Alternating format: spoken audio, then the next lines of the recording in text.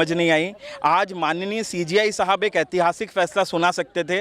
अगर आपको 24 लाख लोगों को रीनीट में नहीं डालना था, आपको क्वालिफाइड 13 लाख बच्चों को नहीं डालना था, आप कम से कम टॉप 2 लाख बच्चों को डाल देते। वो 2 लाख बच्चों में ही तो मुन्ना भाई एमबीबीएस थे। हम यही तो पहले दिन से कह रहे थे कि जो 25-30 हज़ार वो बच्चे जो डिज़र्व नहीं करते हैं, उनने 16-16, 18-18 घंटे पढ़ने वाले मिडिल क्लास गरीब के बच्चे की सीट मारी है। आज अगर सीजीआई साहब चाहते तो एक ऐतिहासिक फैसला देते। आज मैं बहुत ही दुखी हूं क्योंकि हम लोग 8 तारीख से सीजीआई साहब की और सुप्रीम कोर्ट की याचना में थे और मुझे सुप्रीम कोर्ट का वो वक्तव्य याद आ रहा है जो उन्होंने हमेशा कहा था कि अगर 0.01% भी सेंसिटिव कॉम्प्रोमाइज़ हुई होगी तो हम लोग रीनीट कराएंगे। मुझे आज बहुत दुख हो रहा है कि किस बिहाफ पे आपने 155 लोगों को रेड हैंडेड पकड़ने के बाद भी आज आपने 24 लाख परिवारों का दिल तोड़ दिया। आज मुझे ऐसा लग रहा था कि मैं इस सारी सुनवाई के बाद सत्यमेव जयते का नारा लगाऊंगा और सीजीआई साहब को कहूंगा आपने अच्छा डिसीजन लिया, पर आज ये फैसला जो है ये लाखों लोगों का दिल तोड़ने वाला फैसला है। आज जो जजमेंट आया है वो बेशक रीनीट के ख़िलाफ़ आया है कि स्टूडेंट्स को ई एग्ज़ाम कंडक्ट करने के ख़िलाफ़। हम लॉ एंड ऑर्डर को मानने वाले लोग हैं, हम इस जजमेंट का एहतराम करते हैं, पर हमारे कुछ डिसअपॉइंटमेंट्स है जिसको हम रजिस्टर करवाना चाहेंगे। पहली चीज़ ये है कि सुप्रीम कोर्ट ने ये बताया था कि अगर हम सेग्रीगेट कर सक रहे हैं जो चीटिंग किए हैं, जो चीटिंग नहीं किए हैं उनको, तो हम जो है इसके ताल्लुक से जो है रीनीट कंडक्ट नहीं करेंगे। अगर सेग्रीगेट कर सक रहे हैं तो रीनीट नहीं करेंगे, सेग्रीगेट कर सक रहे हैं नहीं कर सक रहे हैं तो करेंगे।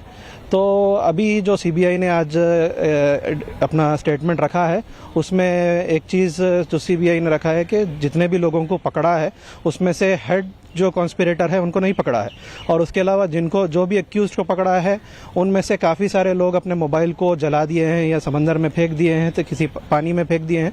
तो उनके मोबाइल से किन किन तक पहुंचे हैं वो चीज़ सेग्रीगेट नहीं हो सक रही है। उसके बावजूद सुप्रीम कोर्ट ने जो है फैसला दिया है कि ये जो है ब्रीच को हम आइडेंटिफाई नहीं कर सके हैं कि सिर्फ 150 लोगों तक पहुंचा है, यही सीबीआई ने आइडेंटिफाई करके दिया है। उसके अलावा किन तक पहुंचा है ये सेग्रीगेट करने में फेल हुआ है सीबीआई। उसके बावजूद जो है इसको दर्ज नहीं किया गया।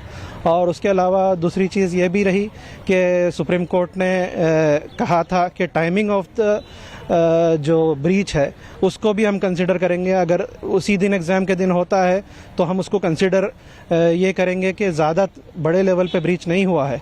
मगर आज जो हमारे सामने बातें आई, सुप्रीम कोर्ट के सामने जो स्टेटमेंट्स आए, तो 2 किस्म के स्टेटमेंट्स आए। पहला स्टेटमेंट वही एक्यूजेस का स्टेटमेंट रिकॉर्ड हुए जिसमें एक दिन पहले जो है ब्रीच होने के बारे में बताया गया। हम समझते हैं कि एनटीए अपने क्राइम्स को छुपाने के लिए, अपने डिस्क्रिपेंसीज को, गलतियों को छुपाने के लिए स्टेटमेंट्स को बदलवाया है। जो तमाम स्टेटमेंट्स, पहले स्टेटमेंट्स आप तमाम एक्यूज्ड के अगर देखेंगे तो वो बताते हैं कि एक दिन पहले या 2 दिन पहले जो है ब्रीच हुआ है। मगर उसके बाद जो बाद के जो सेकंड स्टेटमेंट्स है उसमें यह बताया गया है कि ब्रीच जो है एग्जाम के सुबह के 9 बजे या 8:30 बजे हुआ है। तो ये एक बहुत बड़ी चीज़ है जो एनटीए छुपाना चाह रहा है। काफ़ी सारे डिसअपॉइंटमेंट है, फिर भी हम सुप्रीम कोर्ट को एहतराम करते हैं और उनका जो जजमेंट है उस चीज़ को जो है एक्सेप्ट करते हैं। सुप्रीम कोर्ट गवर्नमेंट के हाथों से चलता है, ये खुद अपने आप डिसीजन नहीं ले पा रहा है। ये कह रहा है कि छोटी चोरी हुई है, बड़ी चोरी नहीं हुई है। अगर एक छोटा सा गुनाह होगा तो उसकी सजा नहीं मिली जाएगी कि अभी तो जो है हम सबको आइडेंटिफाई कर लिया, सबको आइडेंटिफाई कर लिया तो लगातार दिन पे दिन केस बढ़ कैसे रहे हैं? केस रुक जाने चाहिए ना कि अब आज से केस नहीं बढ़ रहे हैं।